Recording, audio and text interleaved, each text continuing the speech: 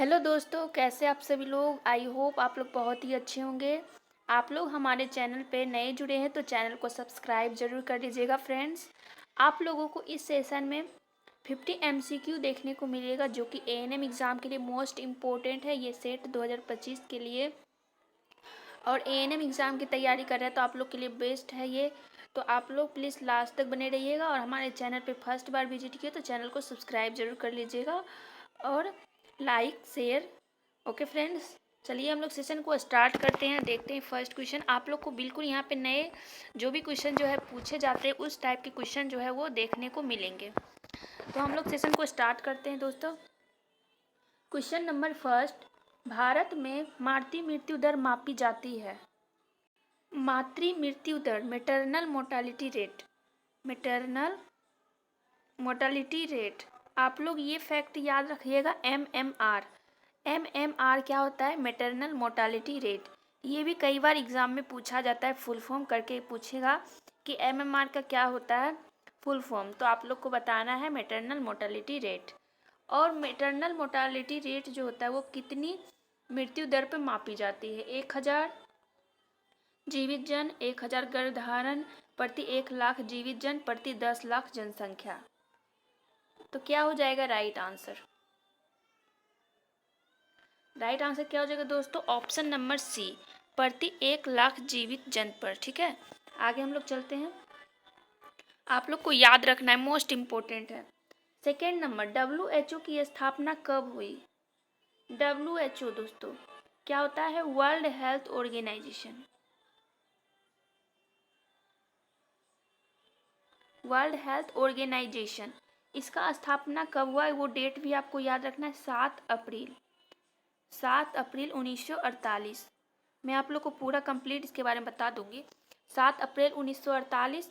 और 7 अप्रैल को क्या कौन सा दिवस मनाया जाता है फ्रेंड्स? तो आप लोग को याद रखना है, इंटरनेशनल हेल्थ डे कब मनाया जाता है? 7 अप्रैल। ये भी पूछा जाता है। तो राइट आंसर हो जाएगा ऑप्शन नंबर डी। आगे की ओर हम लोग चलते हैं। विटामिन ए की कमी से कौन सी बीमारी होती है? Anaemia, night blindness, scurvy, rickets. Vitamin A की कमी से पूछा गया है फ्रेंड्स। तो क्या होता है? विटामिन ए से आप लोग को याद रखना है नाइट ब्लाइंडनेस, और क्या होता है इससे? बिटोट स्पोर्ट, केरोटोमलेसिया, ये सब जो होता है, जीरोप्थैल्मिया, ये सब किससे होता है? विटामिन ए की कमी से। विटामिन ए की कमी से आप लोग को याद रखना है। और विटामिन ए का केमिकल नाम भी बहुत इंपॉर्टेंट है, आप लोग को याद रखना है। क्या होता है? रेटिनॉल। रेटिनॉल। आगे हम लोग ऑप्शन में देख लेते हैं। एनीमिया दिया गया, एनीमिया किसकी कमी से होता है? तो आप लोग को याद रखना है आयरन। स्कर्वी किससे होता है? तो आप लोग को याद रखना है विटामिन सी। इसका केमिकल नेम भी पूछता है, वो भी आपको बता देती हूँ मैं। क्या होता है? Ascorbic acid. Ascorbic acid. आगे है रिकेट्स। रिकेट्स किससे होता है? विटामिन डी से। विटामिन डी की कमी से क्या होता है? रिकेट्स। आप लोग को याद रखना है रिकेट्स किस में होता है? बच्चों में होता है। बच्चों में होता है रिकेट्स। एडल्ट में क्या होता है? ओस्टियोमलेसिया। और ओल्ड एज में क्या होता है? ओस्टियोपोरोसिस। इतना आप लोग को याद रखना है। आगे हम लोग चलते हैं क्वेश्चन नंबर 4 में।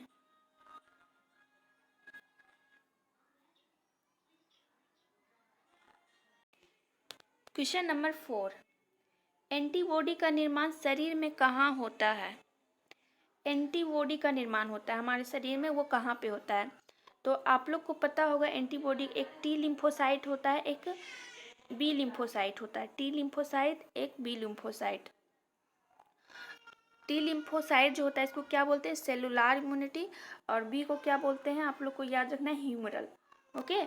और एंटीबॉडी का निर्माण शरीर में कहाँ होता है? तो ये आप लोग को याद रखना है, मोस्ट इंपॉर्टेंट है, लिम्फोसाइट में। ओके फ्रेंड्स, ठीक है, आगे हम लोग चलते हैं।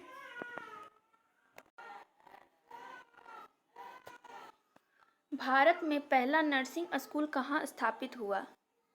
भारत में पहला नर्सिंग स्कूल तो कहाँ पे हो जाएगा राइट आंसर? तो फ्रेंड्स बताना है आप लोग को, भारत में पहला नर्सिंग स्कूल कहाँ पे स्थापित हुआ? तो आपको पता होगा कहाँ पे हुआ था, ये चेन्नई में। चेन्नई कहाँ पे?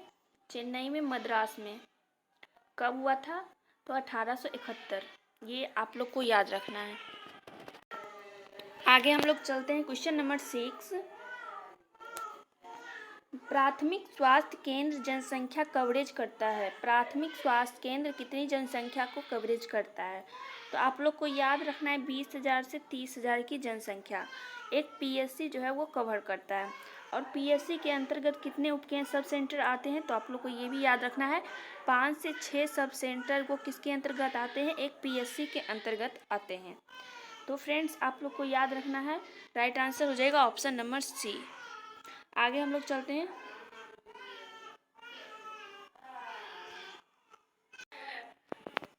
टिटनेस वैक्सीन कब दी जाती है? 5 वर्ष पर, प्रसव से पहले, जन्म के समय, 10 वर्ष पर। तो फ्रेंड्स आप लोग को याद रखना है कब देते हैं? प्रसव से पहले TD1, TD second, TD first और TD सेकेंड लगता है, जो कि कब लगता है?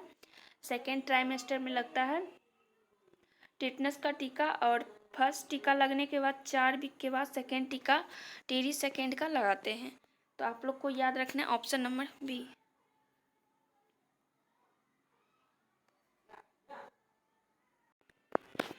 राष्ट्रीय परिवार कल्याण कार्यक्रम कब शुरू हुआ? तो फ्रेंड्स याद रखना है 1951। ठीक है, आगे हम लोग चलते हैं क्वेश्चन नंबर 9। नाल काटने के लिए प्रयोग किया जाने वाला ब्लेड होना चाहिए। तो जो ब्लेड का यूज करते हैं वो सख्त विसंक्रमित होना चाहिए और क्या होना चाहिए? न्यू होना चाहिए। न्यू होना चाहिए। राइट आंसर हो जाएगा ऑप्शन नंबर ए।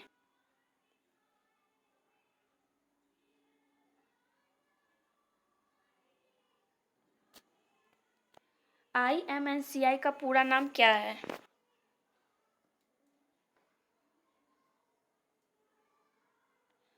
तो आप लोग को याद रखना है क्या है? Integrated management of neonatal and childhood illness. Question number 11। नवजात का सामान्य तापमान होता है। तो नवजात का जो नॉर्मली टेम्परेचर वो कितना होता है? तो आप लोग को याद रखना कितना होता है? 98.6 डिग्री फ़ारेनहाइट।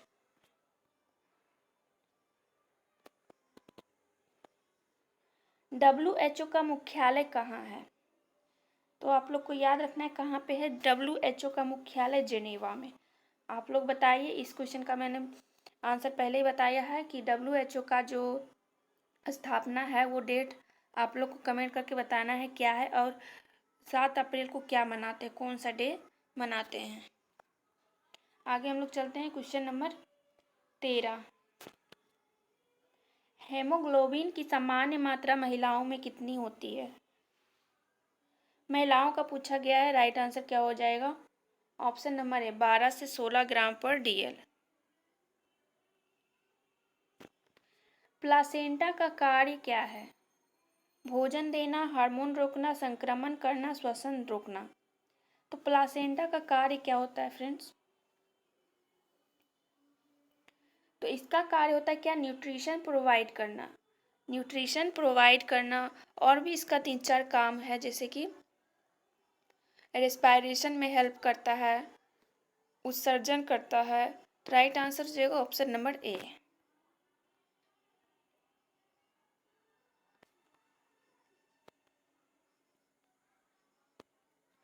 भारत का पहला कम्युनिटी हेल्थ सेंटर कहाँ स्थापित हुआ? पहला कम्युनिटी हेल्थ सेंटर पूछा गया तो ये अल्मोड़ा में हुआ था। कहाँ पे हुआ था? अल्मोड़ा। Question number 16। नवजात का वजन सामान्यतः कितना होता है? एक नवजात का वजन सामान्यतः कितना होता है? तो आपको याद रखना 2.5 से 3.5 kg, और 2.5 kg से कम है तो उसको क्या बोलते हैं? LBW baby.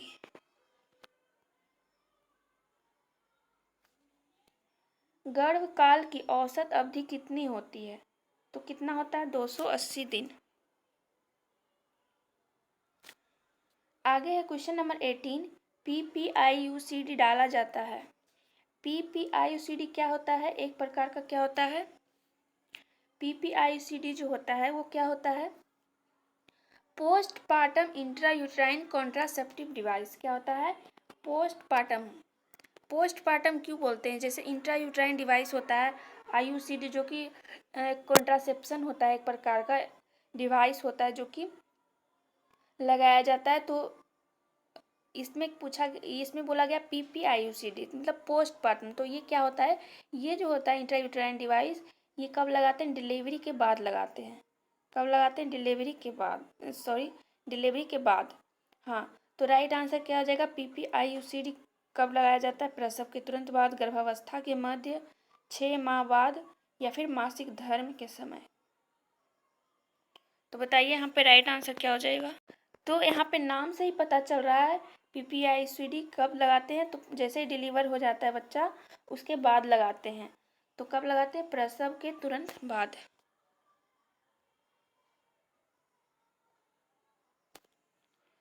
कुपोषण में बालों का रंग कैसा हो जाता है?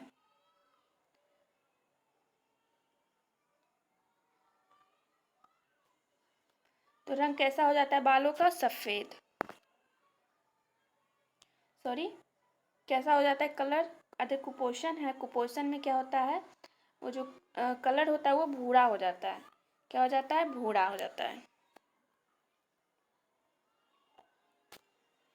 PSC में डॉक्टरों की संख्या कितनी होती है? तो आप लोग को याद रखना है फ्रेंड्स, कितना होता है? 2। गर्भावस्था में उल्टी और मतली किस कारण होती है? वोमिटिंग, नोजिया, वोमिटिंग का कंडीशन होता है, वो क्यों होता है? और जो उल्टी होता है उसको क्या बोलते हैं? प्रेगनेंसी के टाइम में उसको क्या बोलते हैं? ये भी आप लोग को याद रखना है। उसको क्या बोलते हैं? ईमेसिस ग्रेविडेरम। जो नॉर्मल उल्टी होता है उसको जो कि 12 सप्ताह के बाद अपने क्या होता है? डिसिपेयर हो जाता है, उसको बोलते हैं ईमेसिस ग्रेविडेरम, जो वोमिटिंग होता है मॉर्निंग के टाइम में। और एक क्या होता है? हाइपर इमेसिस ग्रेविडेरम, जो कि बहुत गंभीर स्थिति होती है, सीवियर कंडीशन हो जाता है, डिहाइड्रेशन वगैरह जो है इसमें हो जाता है, जो कि एक प्रकार का नुकसानदायक होता है, हाइपरिमेसिस ग्रेविडेरम। तो ये जो क्या होता है? ये एससीजी का जो हार्मोन होता है, एससीजी हार्मोन, इसका लेवल, एससीजी हार्मोन जो होता है, एससीजी हार्मोन का लेवल इंक्रीज हो जाने के कारण ये समस्या है देखने को मिलता है। तो राइट आंसर हो जाएगा option number A. Question number 22, शरीर की सबसे छोटी हड्डी कौन सी है? तो आप लोग को पता होगा शरीर की सबसे छोटी हड्डी कौन सी होती है? तो वो अस्टेपिस होती है। और ये कहाँ पे होती है? तो आप लोग को याद रखना है, कान में पाई जाती है अस्टेपिस। कहाँ पे पाई जाती है? कान में। फीमर की बात करते हैं हम लोग, तो फीमर क्या है? एक लॉन्ग बोन है, लंबी हड्डी है, लॉन्ग बोन है। ये आप लोग को याद रखना है। आगे की ओर हम लोग चलते हैं। गर्भावस्था में उच्च रक्तचाप को क्या कहते हैं? उच्च रक्तचाप ये क्या होता है?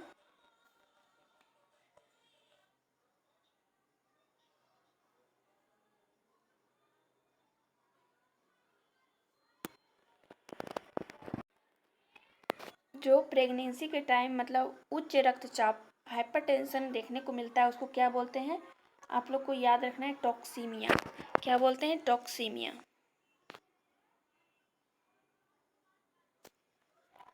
पल्स पोलियो अभियान कब प्रारंभ हुआ? तो ये कब हुआ था? 1995 में। क्वेश्चन नंबर 25, नर्सिंग दिवस मनाया जाता है। तो आप लोग को याद रखना है 12 मई को नर्स डे मनाते हैं, इंटरनेशनल नर्स डे। क्यों मनाते हैं? तो नाइटिंगेल जो होती है, ये फ्लोरेंस नाइटिंगेल के जन्म दिवस पे क्या मनाते हैं? नर्स दिवस। आगे है, रक्त में आरबीसी का जीवन काल कितना होता है? तो 120 दिन। बच्चों में कितना होता है? तो आपको याद रखना है 80 दिन। आयरन और फॉलिक एसिड की गोलियां कब दी जाती है? तो ये कब देते हैं? प्रेगनेंसी में देते हैं।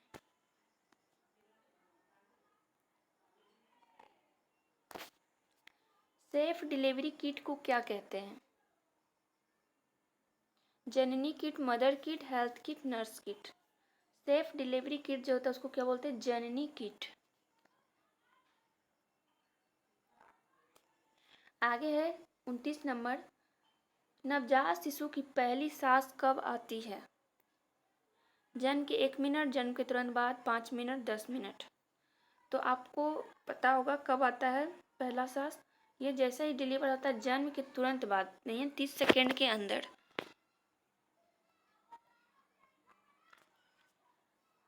स्तनपान कब शुरू करना चाहिए? जन्म के 1 दिन बाद, जन्म के 6 घंटे बाद, जन्म के आधे घंटे के भीतर, जन्म के 24 घंटे के बाद। तो ये कब करते हैं? जन्म के आधे घंटे के भीतर, जितना जल्दी हो सके, क्योंकि यहाँ पे नॉर्मल डिलीवरी का कंडीशन होता है। नॉर्मल डिलीवरी में जितना जल्दी हो सके, यदि सी सेक्शन है तो सी सेक्शन में क्या है, 4 आवर का टाइम हो सकता है, तो 4 घंटे के अंदर जो है स्तनपान करवा देना चाहिए, ब्रेस्ट फीड। और ये ब्रेस्ट फीड जो है कब से कब तक करवाना चाहिए, कब तक करवाना चाहिए? तो आप लोग को जो केवल और केवल स्तनपान, जिसको क्या बोलते हैं, EB इंक्लूसिव ब्रेस्ट फीडिंग, ये 6 माह तक है जो बच्चों को करवाना चाहिए, केवल और केवल स्तनपान माँ का। उसके अलावा कुछ भी नहीं देना चाहिए। और कब तक जारी रखना चाहिए? 2 साल तक जो है जारी रखना चाहिए ऊपरी आहार के साथ। 6 माह तक केवल स्तनपान, 6 माह से 2 साल तक ऊपरी आहार के साथ जो है वो जारी रखना चाहिए। ओके।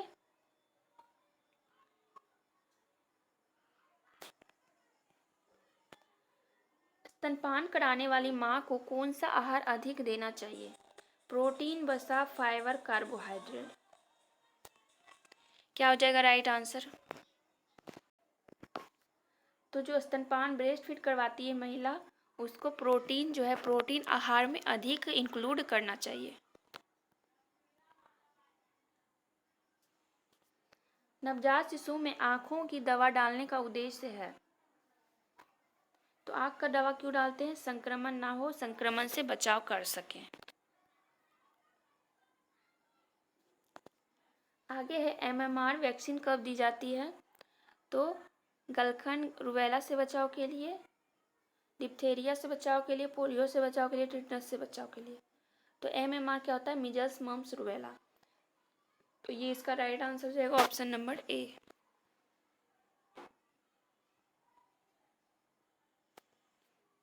BCG टीका किस बीमारी से बचाता है?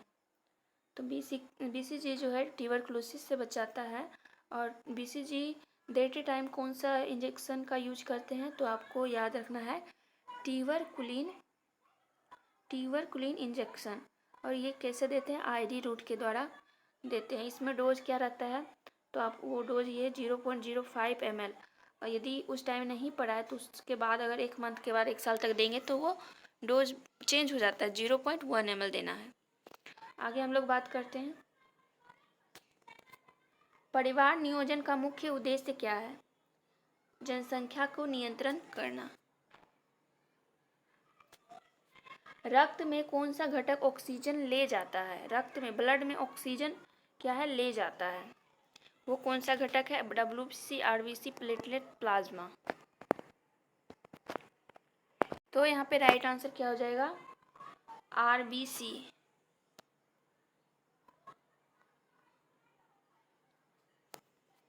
गर्भाशय की आंतरिक परत को क्या कहते हैं? तो गर्भाशय के जो मुख्य है 3 लेयर होते हैं। कितने? 3 लेयर। 3 लेयर कौन कौन से होते हैं? एक इंडोमेट्रियम, एक क्या होता है? मायोमेट्रियम, इंडोमेट्रियम, मायोमेट्रियम, और लास्ट क्या होता है? पेरीमेट्रियम। तो सबसे बाहरी आउटर परत कौन सा होता है? पेरीमेट्रियम। मिडिल वाला कौन होता है? मायोमेट्रियम। और सबसे आंतरिक कौन होता है? इंडोमेट्रियम। तो यहाँ पे क्या पूछा है? आंतरिक कौन होता है? एंडोमेट्रियम। नवजात शिशु में कोड क्लैंपिंग कब की जाती है? तो जन्म के 1 मिनट बाद, यदि बच्चे क्या है? नॉर्मल है तो। भारत में आशा कार्यकर्ता किस वर्ष में शुरू किया गया था? तो आशा कार्यकर्ता किस वर्ष शुरू किया गया? ये NRHM के थ्रू कब किया गया? 2005 में।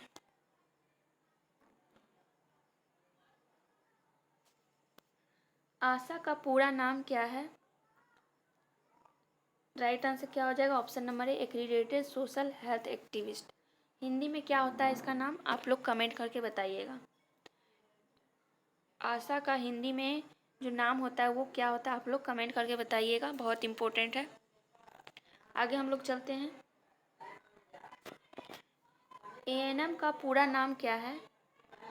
Auxiliary nurse midwife. Polio virus शरीर के किस भाग को प्रभावित करता है?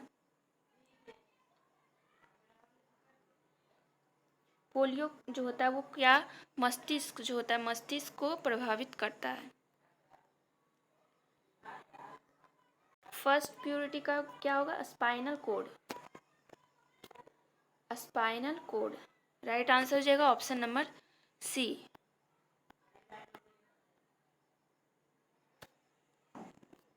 पोषण की दृष्टि से सबसे अच्छा आहार कौन सा है?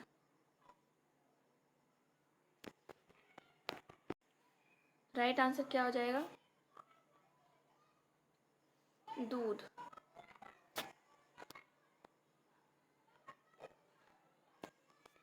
IFA टैबलेट क्या होता है? ये क्या होता है? Iron and folic acid. Right answer क्या हो जाएगा दोस्तों? Option number A. ठीक है, आगे हम लोग चलते हैं।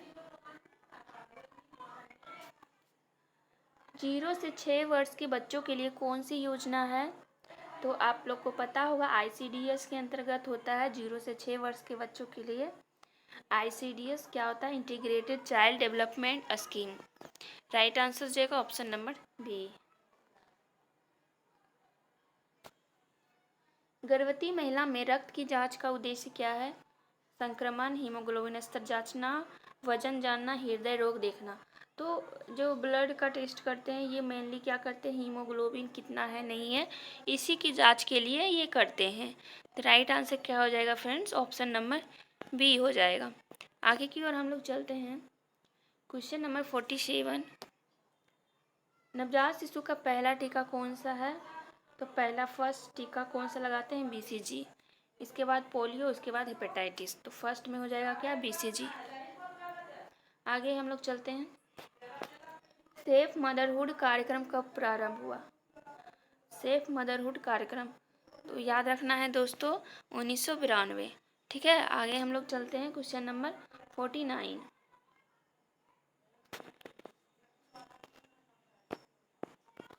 नर्सिंग का जनक, फादर ऑफ नर्सिंग किसे कहा जाता है? Father of nursing, Florence Nightingale, Clara Barton, Edward Jenner, William Harvey. क्या हो जाएगा राइट आंसर? तो ये है क्या? Florence Nightingale. इनका जन्म कब हुआ था? 12 मई 1820। आगे हम लोग चलते हैं लास्ट क्वेश्चन में।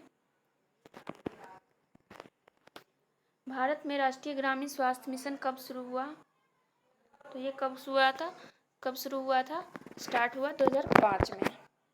राइट आंसर हो जाएगा ऑप्शन नंबर बी। ठीक है फ्रेंड्स, आशा करती हूँ आज का सेशन आप लोग के लिए बहुत हेल्पफुल रहा होगा और बहुत अच्छे अच्छे क्वेश्चन भी थे इसमें।